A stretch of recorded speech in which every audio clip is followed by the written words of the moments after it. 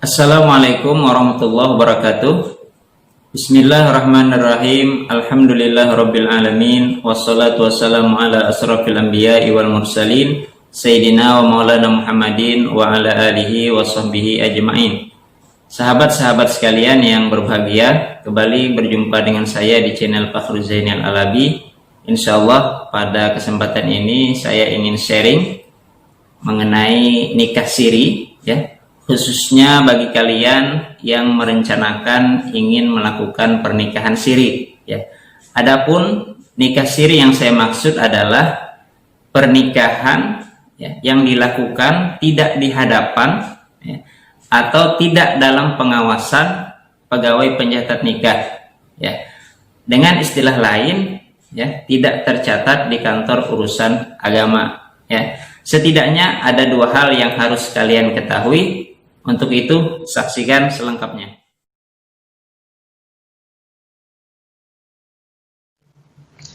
Yang pertama yang harus kalian ketahui ketika kalian ingin melakukan pernikahan siri adalah pernikahan siri yang kalian lakukan itu belum tentu sah menurut hukum agama Islam. Kenapa? Karena tidak sedikit permohonan isbat nikah atau pengesahan nikah yang diajukan oleh suami istri ke pengadilan harus ditolak oleh pengadilan karena setelah diperiksa ternyata pernikahan tersebut tidak memenuhi rukun dan syarat pernikahan sehingga pernikahannya menjadi tidak sah, ya. Oleh karena itu, bagi kalian yang ingin menikah, kalian harus teliti betul apa-apa saja rukun dan syarat nikah. Mari kita lanjutkan. Arkanun nikah khamsatun. Rukun nikah itu ada 5, ya.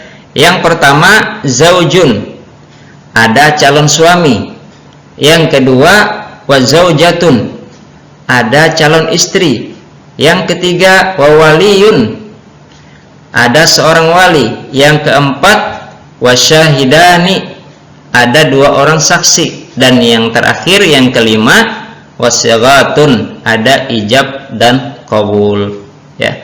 Nah, setiap rukun yang 5 ini, ya, pasti ada syaratnya masing-masing, ya. Jadi setiap rukun ada syaratnya masing-masing, ya. Sedangkan kesahan suatu pernikahan harus terpenuhi rukun dan syarat, ya. Jadi tidak cukup jika hanya sekedar terpenuhinya rukun tapi syarat tidak terpenuhi, ya. Oleh karena itu perhatikan baik-baik. Fakta di lapangan yang menyebabkan pernikahan siri itu tidak sah diantaranya yaitu ketika calon suami ternyata masih mempunyai 4 orang istri, ya.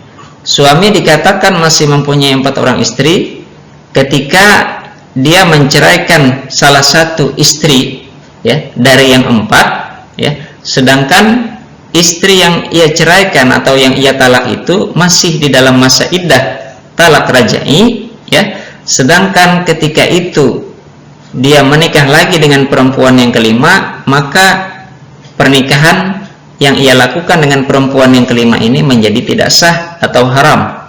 Kenapa? Karena dia masih belum resmi, ya, bercerai dengan istri yang keempat tadi karena istrinya masih di dalam masa iddah, ya.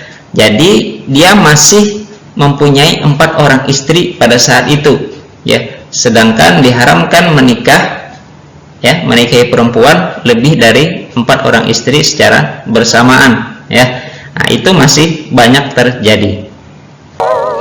Kemudian diantaranya juga calon istri masih menjadi istri orang lain, ya. Ini juga sangat banyak, ya, dijumpai, ya. Misalnya ketika seorang istri itu, ya, ditinggalkan oleh suaminya, ya, dalam jangka waktu yang lama, ya, suaminya tanpa kabar, ya, dan tidak pernah kembali lagi, ya. Nah, ketika itu seorang istri ini menjadi risau, ya, dan mungkin dia berpendapat, ya, dia merasa bahwa ketika suaminya itu pergi, dia ini telah diceraikan atau telah ditalak, ya. Padahal tidak seperti itu, ya. akhirnya dia menikahlah dengan laki-laki lain, ya, maka pernikahannya dengan laki-laki lain ini menjadi tidak sah atau haram, ya. Kenapa? Ya, karena istri itu baru bisa bercerai hanya dapat dilakukan oleh dua hal. Yang pertama, ketika suami mengucapkan talak, ya, atau menceraikan, ya, atau kalau tidak ada itu, ya, maka harus melalui putusan pengadilan, ya. Sedangkan suami tadi pergi, ya, tidak dalam keadaan menjatuhkan talak, ya, misalnya dia pergi lama, ya, berapa, setahun, 2 tahun, atau bahkan 10 tahun, atau berapapun itu, ya, selama suami tidak pernah menjatuhkan talak, maka dia resmi masih mempunyai seorang suami, ya, artinya dia adalah istri dari orang lain, ya. Untuk itu maka dia haram untuk menikah dengan laki-laki yang lain. Selanjutnya, nah, sering juga terjadi, ya, wali yang menjadi wali nikah, ya, itu tidak sah, ya, atau tidak dapat diterima, ya. Nah, misalnya saja terjadi ketika, ya, seorang anak perempuan ingin menikah, ya, namun tidak direstui oleh orang tuanya, ya, sedangkan saudara kandungnya yang laki-laki merestui, ya, maka dia, ya, nikah lari, ya, akhirnya dia dinikahkan dengan wali kakaknya atau adiknya, saudara kandung laki-laki, ya, maka pernikahannya itu tidak sah, ya, karena derajat wali yang tertinggi, ya, yang paling utama adalah ayah kandung, ya. Nah, maka seharusnya yang dilakukan oleh perempuan tadi adalah mengajukan permohonan wali adol ke pengadilan agama, ya. Nah, itu juga menyebabkan perkawinannya tidak sah karena walinya tidak berhak untuk menikahkan, ya. Kemudian lanjut. Nah, saksi hanya satu orang. Nah, ini juga sering dijumpai karena sedikitnya, ya, daftar undangan yang hadir untuk menyaksikan pernikahan tersebut, ya, sehingga saksinya hanya satu orang saja. Nah, ini juga tidak sah. Atau juga saksinya perempuan, ya, saksinya satu laki-laki ditambah saksinya satu perempuan. Nah, ini juga menjadi tidak sah, ya, karena syarat saksi adalah laki-laki, ya.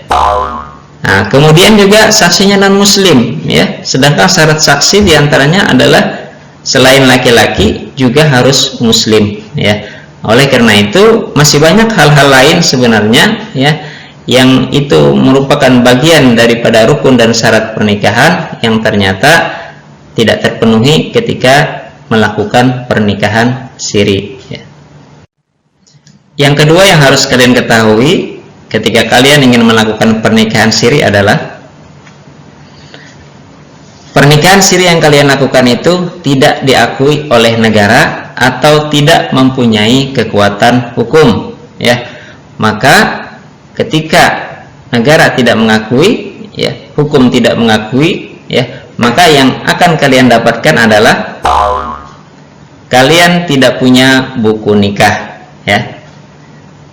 Nah, bisa dibayangkan apa saja kerepotan-kerepotan yang akan kalian dapatkan ketika kalian tidak punya buku nikah, ya.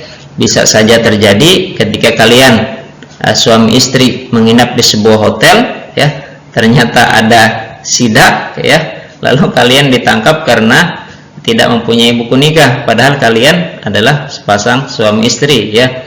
Walaupun kalian bisa membuktikan, ya, dengan saksi-saksi kalian sudah menikah, ya, tetapi kalian sudah terlanjur malu karena sudah ditangkap atau diamankan, ya.